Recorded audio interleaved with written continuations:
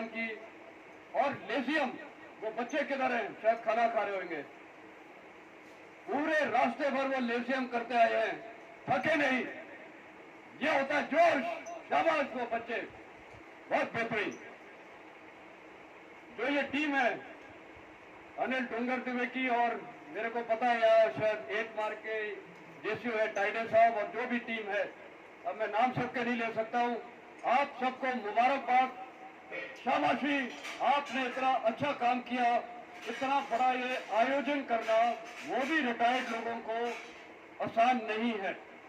ये खाना, ये शमियाना, आप लोग को बुलाना, उनको एकोमोडेशन देना, खाना उनके लिए आयोजित करना, ये आसान काम नहीं है। थोड़ा आपको लग रहा होगा स्टेज में वो काफी काम हो रहा था, लेकिन इसलिए मैं कुछ नहीं बोला। मैंने कहा करने देते हैं, क्योंकि इन्होंने दिल से किया है। लोग थक गए, मैं नहीं थका, ये नहीं थके, और यही होता है जोश जो आपके ये कोर कमेटी ने दिखाया है हवलदार अनिल डोंगर दिवे के अंदर।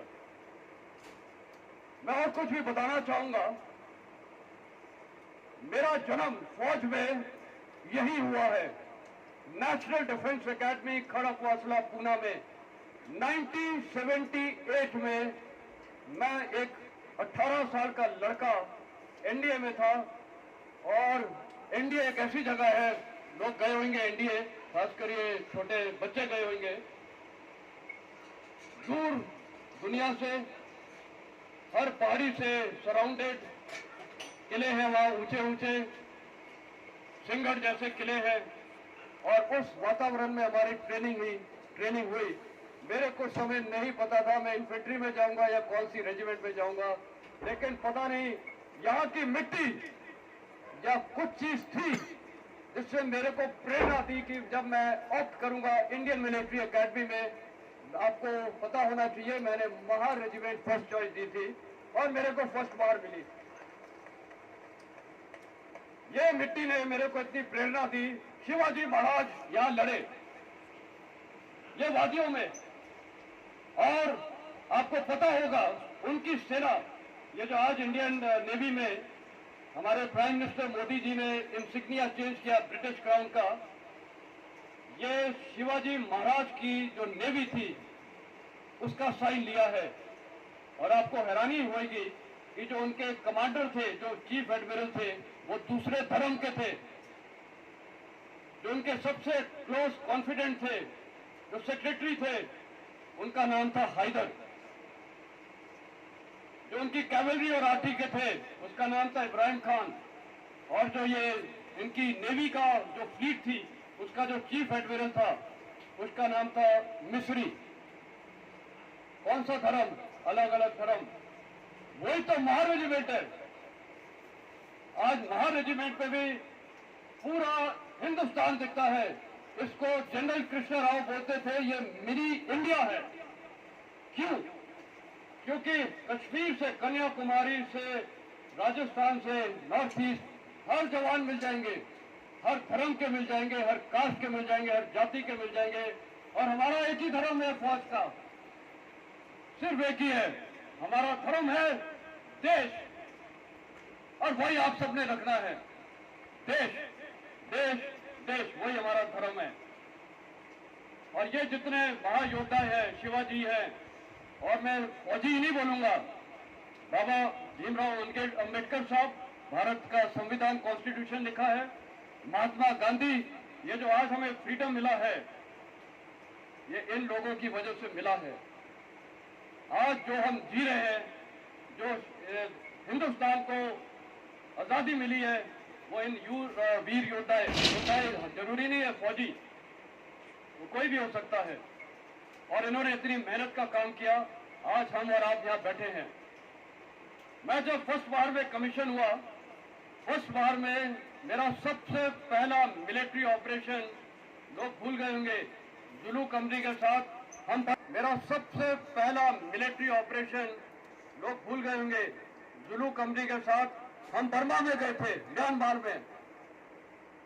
और हम गए थे जहां पर कुछ साल पहले ही एक हमला हुआ था, सर्जिकल स्ट्राइक। ये हमने 1982 में किया था। फर्स्ट वार की एक कंपनी थी, 13 जैक्रिफ थी, 44 जीआर थी और 1 पैरा कमांडो की एक टीम थी। इंदिरा गांधी ने परमिशन दी थी। General Vaidya army commander eastern command थे, general Nayyar GOC 8 mountain division थे। याद है किसी को? यस, उस ऑपरेशन में तो था कोई मेरे साथ? हाँ, जामनिक, वही जामनिक, देखा, पहचान गया मैं। ये होता है हमारा रिश्ता।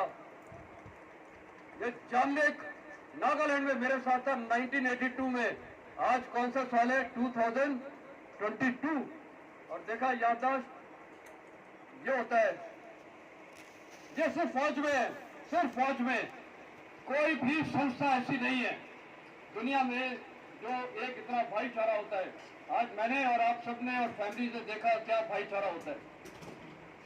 तो फर्स्ट वार के मेरा ये ऑपरेशन था और मेरे को बहुत अच्छा लगा। दूसरा, मैं कुछ ऑपरेशन ही बताऊंगा। एक और ऑपरेशन हमने किया था ख्वाजा बैक में। ख्वाजा बैक में हमने एक एक्शन किया था, मिलिट्री एक्शन। मैं उस समय कैप्टन था और वही जवान यहाँ है, ये अरुण वानखड़े। और वो सब टीम के मेरे को नाम याद है। टीमा था, जगमाल सिंह था, महादेव मदने था। और पाकिस्तान हमको मारना चाह रहा था उस दिन, हर तरह से फायर कर रहा था। लेकिन महादेव मदने का मैं एक चीज बताता हूँ, उसको खांसी आ रही थी कि नहीं? भयंकर खांसी आ रही थी। मैंने सिर्फ हुक्म दिया, महादेव मदने तुम्हारी खांसी नहीं आई चाहिए, वो हमारे लिए खतरा है। उसने अपना कोट निकाला और वो ऐसे हो रहा था कि ऐसा लग रहा था उसकी सांस ना चली जाए। ये होता है फौज का डिसिप्लिन। उसने क्यों किया? क्यों किया? इसीलिए किया क्योंकि दूसरे, हम लोग एक दूसरे के लिए मरते हैं, बाहर कोई एक दूसरे के लिए नहीं मरता है। फौज वो जगह है जहां पर हम खेलते हैं पैसों के साथ। कौन सा पैसा? ये वाला पैसा नहीं। हम खेलते हैं जिंदगी और मौत के साथ। मैं हमेशा इंग्लिश में बोलता हूं, soldiers play with the currency of life and death. Currency मतलब पैसे, हमारा पैसा है लाइफ एंड डेथ। दुश्मन को मारो, खुद नहीं मरना, वो है हमारा इरादा।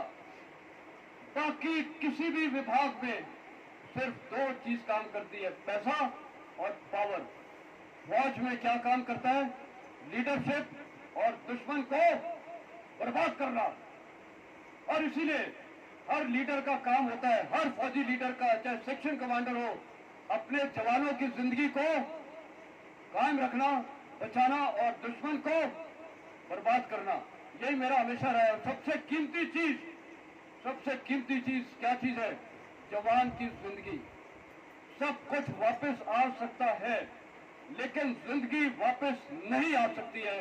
इसीलिए मैं अपने जवानों के साथ एज अ डिविजनल कमांडर, मेरे अंडर में उस समय 4 ब्रिगेड थी, मतलब 12 इन्फेंट्री बटालियन में इतना सख्त था। उधर भी जवानों को मैंने कहा मरने नहीं दूंगा। ब्रिगेड कमांडर था नथुला में, जो डोकलम का इलाका है, वहां मेरे साथ प्रधानमंत्री जी आए थे तकरीबन 2.5 घंटे के लिए। उधर भी मैंने किसी भी जवान को मरने नहीं दिया। 19 मराठा की एक कैजुअल्टी हुई थी, लेकिन वो ऑपरेशन कैजुअल्टी हुई थी और वो चीन वहां दखल अंदाजी कर रहा था। वो गया और वो स्लाइड हो गया था, वही एक जवान शहीद हुआ था। तो कहने का मतलब है कि हमारी सेना में जो एक ट्रेनिंग है, जो लगाव है और जो एकता है, वो कहीं नहीं दिख सकती है। हम पैसे के साथ नहीं खेलते, हम इंसान की जिंदगी के साथ खेलते हैं या डेथ के साथ खेलते हैं। और ये सबसे बड़ी चीज है। और वही मैं अपनी मैडम से ऐसे पूछा, मैंने कहा एक चीज जो सबसे पहले बोलूं। उन्होंने बोला एक ही चीज, कि आपके अंदर जो फौजी है वो हमेशा दिल में जागरूक रहना चाहिए। आपका फौजी जो दिमाग है, हमेशा 13 मार में मैं क्या बोलता था, हरकती दिमाग और हरकती शरीर इंसान को कभी धोखा नहीं देता है। ये आप सबके लिए भी है, फैमिलीज के लिए भी। फैमिली थोड़ी हो जाती है, चाहे वो कोई भी धर्म का हो। और मैं और जामनिक जब आप जाते थे उधर गांव में, तो वहां के लोग डरते थे क्योंकि वहां की आबादी दूसरे धर्म की है। लेकिन जामनिक को मैं बोलता था, जामनिक ये थोड़ा उसमें माहिर है, क्या करने में, कलाकारी में। पाकिस्तान कि आईएसआई इतने ड्रग्स भेज रहा है हिंदुस्तान में, पंजाब में और हर जगह ड्रग्स भेज रहा है, दिल्ली तक आ रहा है, महाराष्ट्र तक आ रहा है। वो क्यों चाह रहा है ये ड्रग्स? युवा को डैमेज करना, और उसको एक और फायदा, उसका वो पैसा बन रहा है। पैसे से किसका फायदा है? किसका फायदा है? पाकिस्तान का फायदा है। और वो पैसे से हथियार खरीदेंगे और टेररिस्ट को करेंगे। तो मेरा मैसेज यहाँ जितने यूथ हैं और आप सबको है कि हमारे देश में ये ड्रग्स की एक कुछ चल रहा है बिजनेस, इसको आप सब मिलकर बंद करिए। और जो हमारी यंग जनरेशन है, इसको इसमें फंसना चाहिए, फंसना चाहिए। और अगर आप किसी को देखते हैं वो कोई ले रहा है तो क्या करेंगे? आप रोकेंगे, पुलिस को रिपोर्ट करिए। ये आपने बंद करना है। तो पाकिस्तान ने बहुत स्ट्रेटेजी चला रखी है। हमारे देश में कई लोगों को वो गुमराह कर रहा है, लोग फंस रहे हैं और हमारी एकता को वो बर्बाद करने के लिए चाहिए। तो आज हमें अपने देश की सैनिकों के साथ खड़ा होना चाहिए, देश की सरकार के साथ खड़ा होना चाहिए। हर फौजी को यहाँ जितने मौजूद हैं, फैमिली शामिल, आपके बच्चे शामिल, एकजुट होके खड़ा होना चाहिए और मुंह तोड़ जवाब देना चाहिए। किसका? टेररिज्म का, आतंकवाद का। कौन सा देश उसको दे रहा है? पाकिस्तान। मैं और बोलूं कि छोड़ दूं? खाना रह जाएगा आपका। बोलो साहब, बोलो साहब, बोलूं? ओके, आपके बोलने में जोर दिखाई दे रहा साहब। वो हमेशा दिखेगा। हमारी सेना, और आज शायद किसी ने बोला था या मेरे लिए बोला था कि ये पैकेज है। सेना एक कंप्लीट पैकेज है। सेना का हर सिपाही, हर ऑफिसर हर काम कर सकता है। आप डॉक्टर का काम भी कर सकते हो। याद है 13 मार हवलदार टोपनो साहब, फिर मैंने कहा टोपनो 16 चाट को 16 गोल से हराना है। फिर आई, इतना गंभीर हालत में था, आवाज आई, फिर मैंने उसका हाथ पकड़ा। वो डॉक्टर बोले आप क्या कर रहे हो? मैंने उसको उठा दिया और आपको हैरानी होगी, वो ठीक हो गया। ओके, उसी समय नहीं, एक दो दिन के बाद।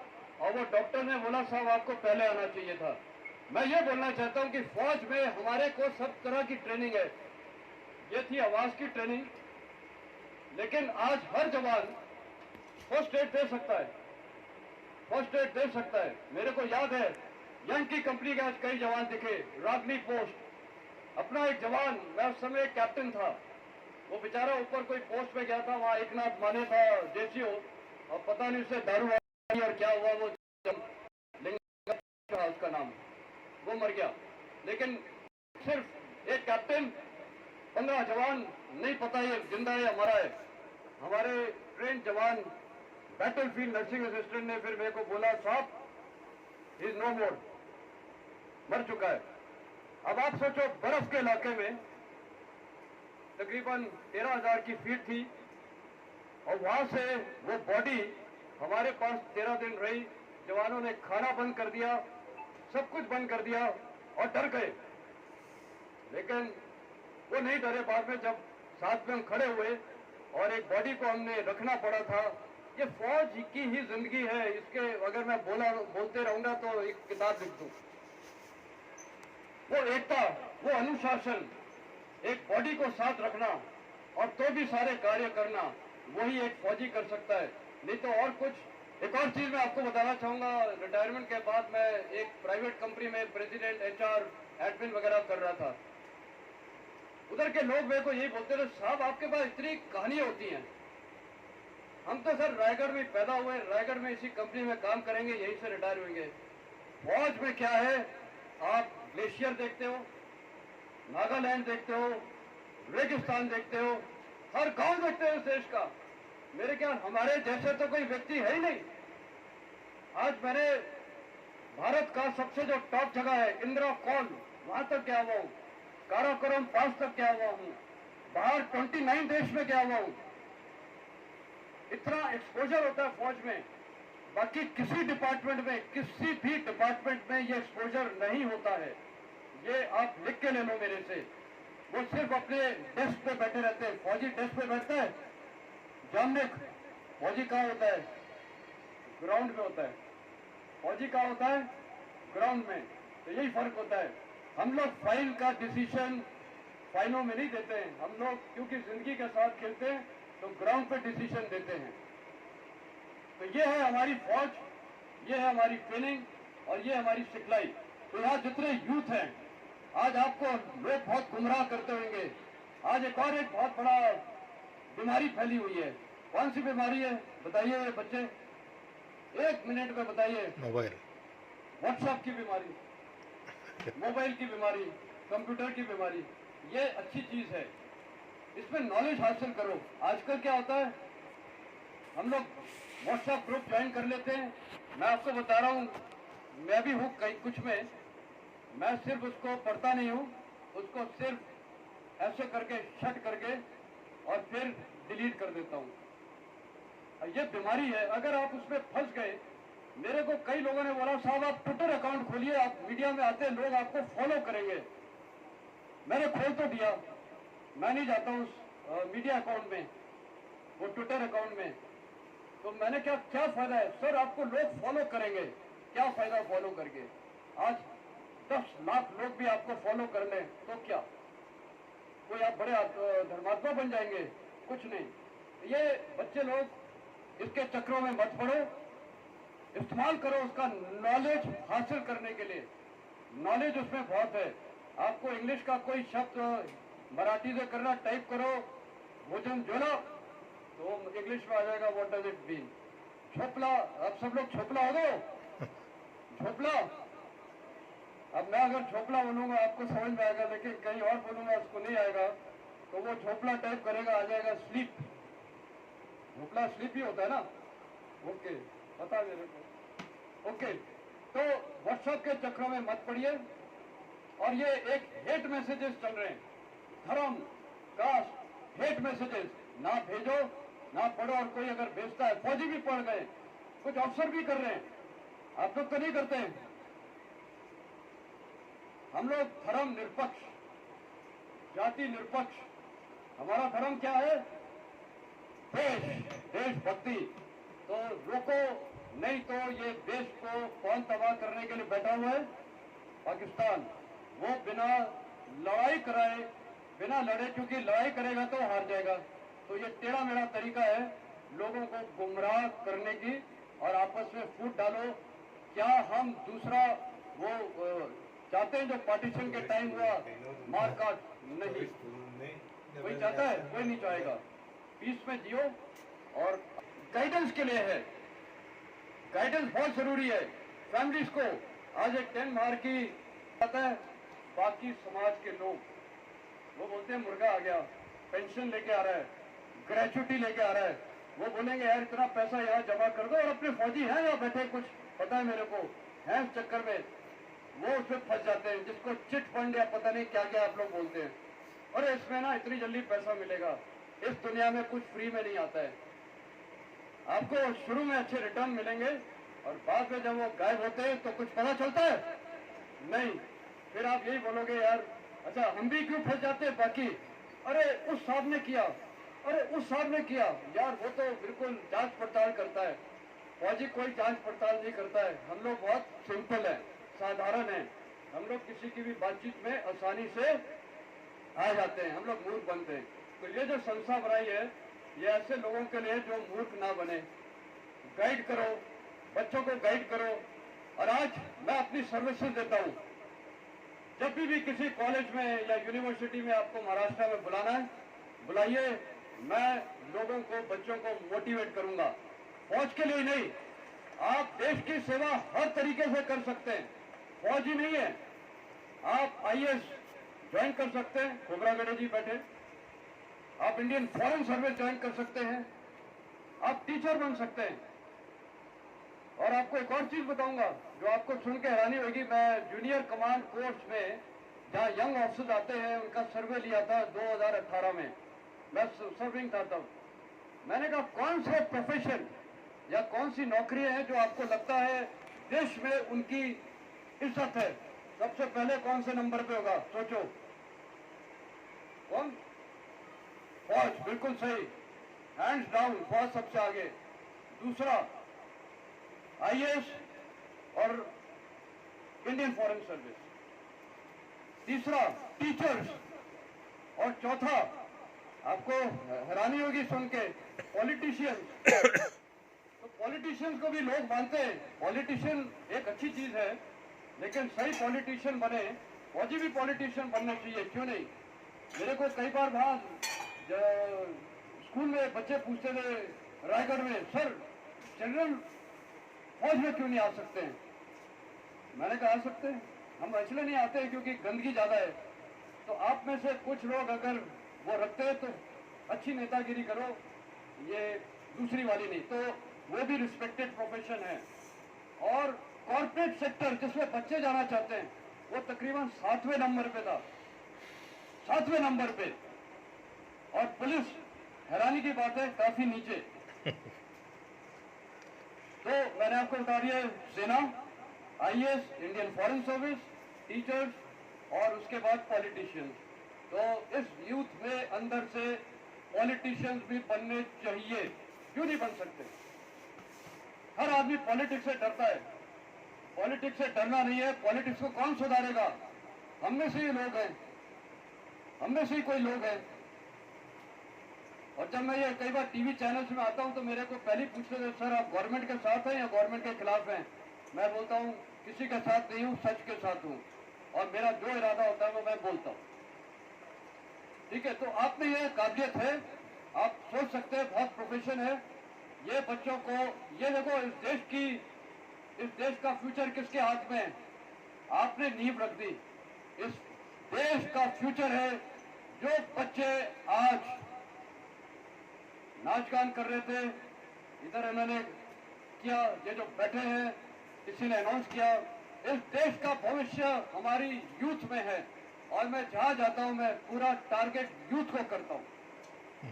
ये है फ्यूचर इस देश का, इस देश को जोड़ेगा, इस देश को एक दिशा देगा, इस देश को टेक्निकी लिहाज से ले जाएगा, वो है इस देश की जनता, ये युवा।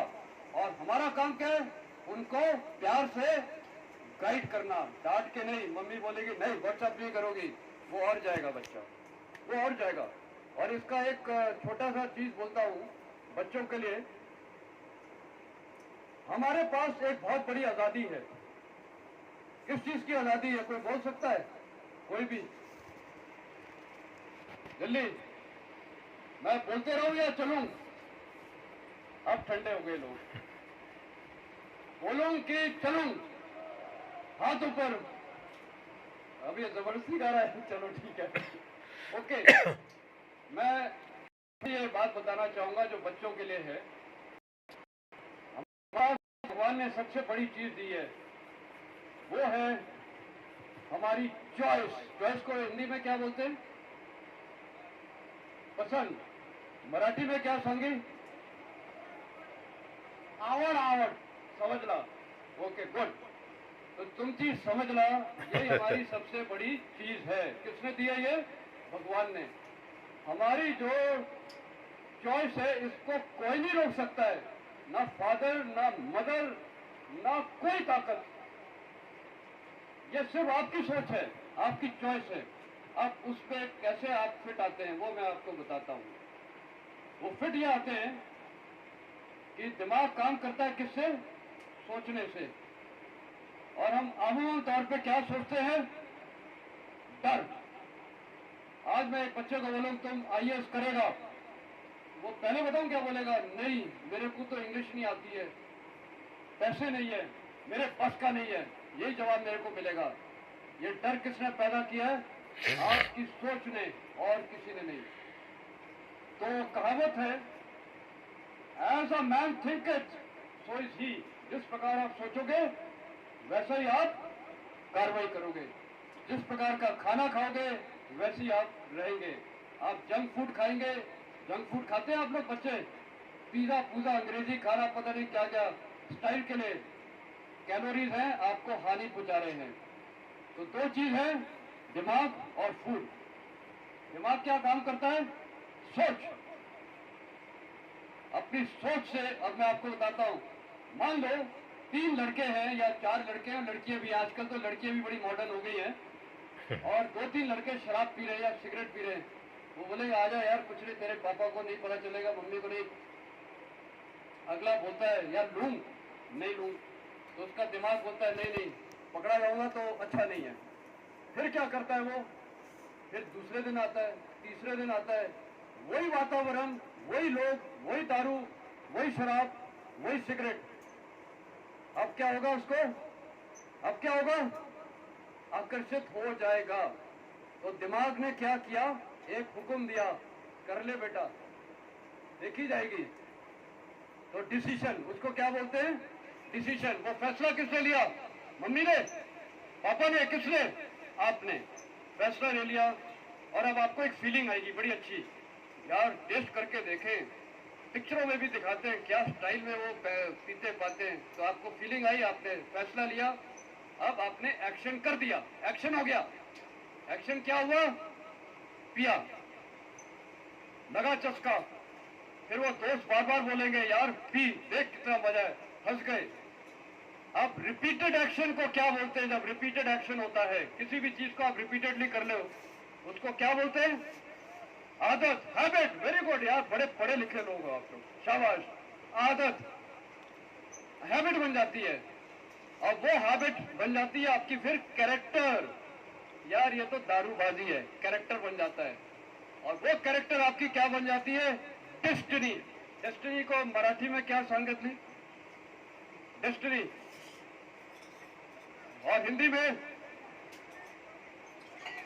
पता नहीं, जो भी है सब समझते हो। नहीं नहीं, डेस्टिनी, डेस्टिनी मतलब ये गाना नहीं है, नन्हे मोले नन्हे मुन्ने तेरी मुट्ठी में क्या है, मुट्ठी में तेरी तकदीर है ना, यही गाना है। तो डेस्टिनी है तकदीर। हर आदमी बोलता है मेरी तकदीर में नहीं है, तकदीर तो आप ही बनाते हो, ये मैंने आपको उदाहरण दे दिया। अगर आपको दारूबाज की वो बननी है, क्या नाम है, ये कैरेक्टर बनाना है अपना, या डेस्टिनी या तकदीर, तो किसने बनाई इसको, आपने। शुरू कैसे हुआ, शुरू कैसे हुआ, सब बोलेंगे दिमाग से, नहीं, एक और चीज से शुरू हुआ। किससे, किससे, संगत, संगत, वातावरण, एक्सपोजर।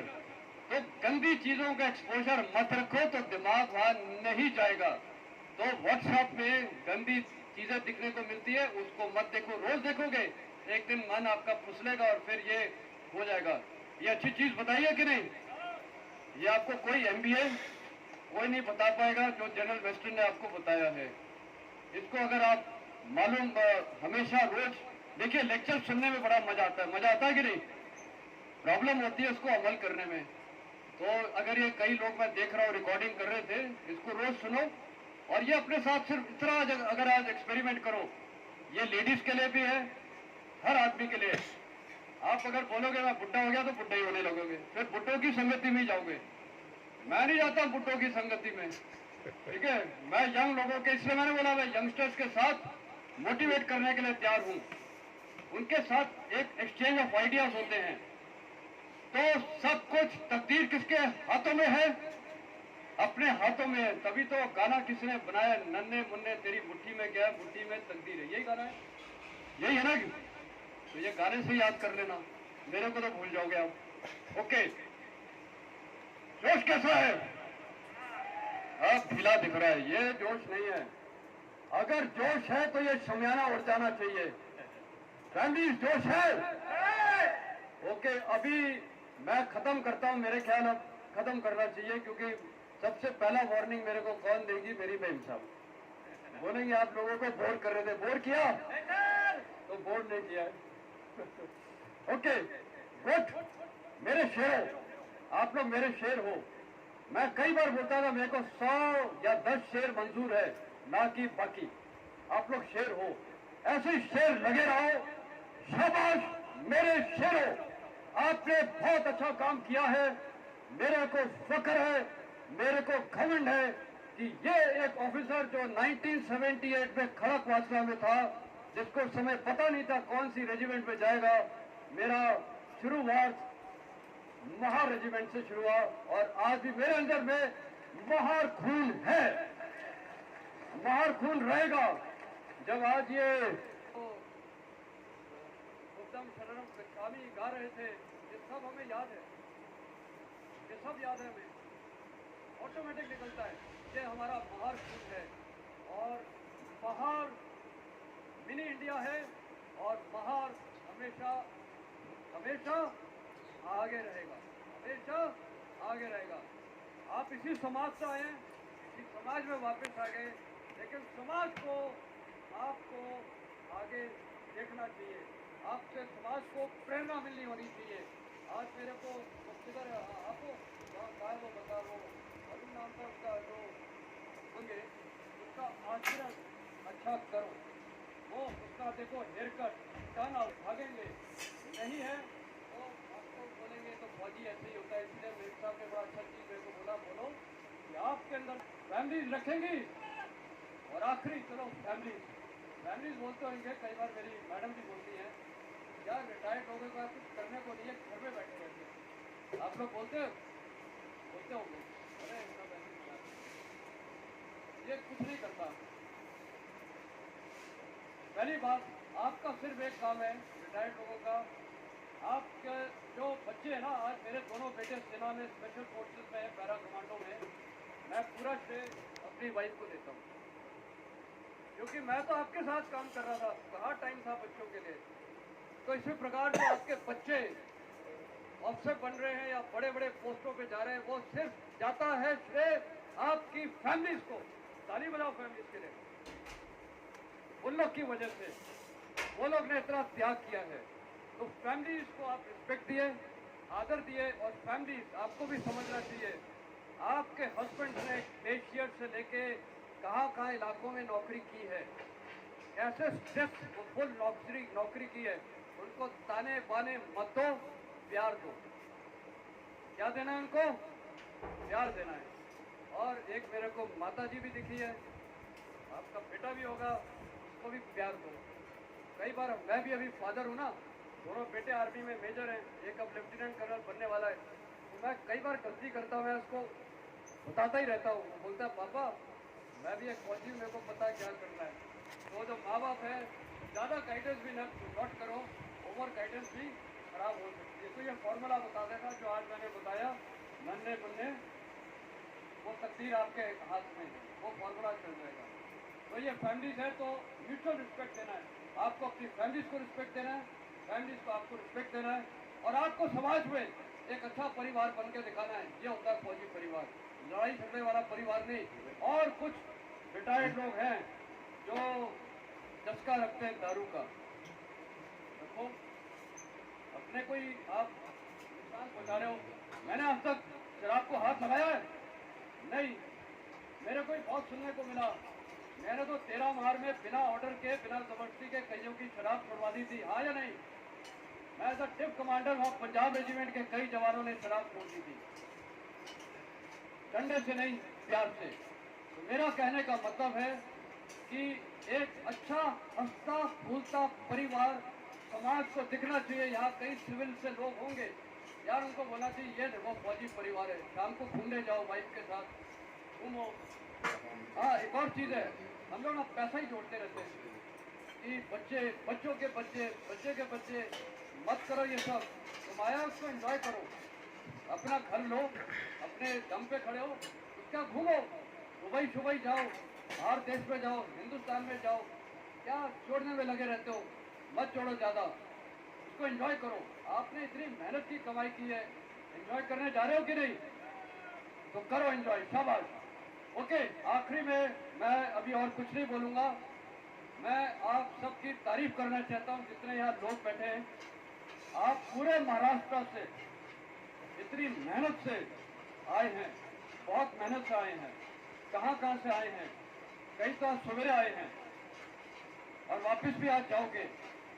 मैं आप सबको सल्यूट करता हूँ दिल से। ये होता है एक फौजी। और आज जब मैं वो देख रहा था, जब वो जुलूस चला रहा था, एक बहुत एजेड लेडी थी, वो आके मेरा हाथ मिला रही थी। ओके, ये मतलब जज्बा होता है। और मैं फैमिलीज और बच्चों को देख रहा था, वो गाड़ी के घोड़ों के साथ, उनको डर ही नहीं था कि वो घोड़ा लात मार देगा, गाड़ी लग सकती है। ऐसा ही जोश रहेगा। शाबाश मेरे शेरों और शेरों की फैमिलीज और शेरों के बच्चे। शाबाश, इसी प्रकार आप लोग पनपते रहो। मेरा मोबाइल नंबर अवेलेबल है, ले सकते हो। किसी को भी कुछ गाइडेंस चाहिए मेरे को कर सकते हो, मैं हमेशा जवाब दूंगा और आपको मदद करूंगा गाइडेंस के तौर पे मैं मदद करूंगा। और मैं भी छोटा सा कुछ देना चाहूँगा। अब मेरे को पुकारेंगे वो मैं बोलूँगा, लेकिन एक शर्त पे, ये टेंट उठ जाएगा, ओके। पहले एक रिहर्सल, ये राइट साइड चुप रहेगी, लेफ्ट साइड को पहले मेरे को करना है, ये लोग करेंगे पहले, सिर्फ रिहर्सल है, फिर उनको जोश होगा भारत माता की, और जोर से भारत माता की। टेंट तक नहीं हिलाए, ओके। अभी सारे करेंगे। महार रेजिमेंट की, महार रेजिमेंट की, महार रेजिमेंट की, फाइटिंग फर्स्ट की।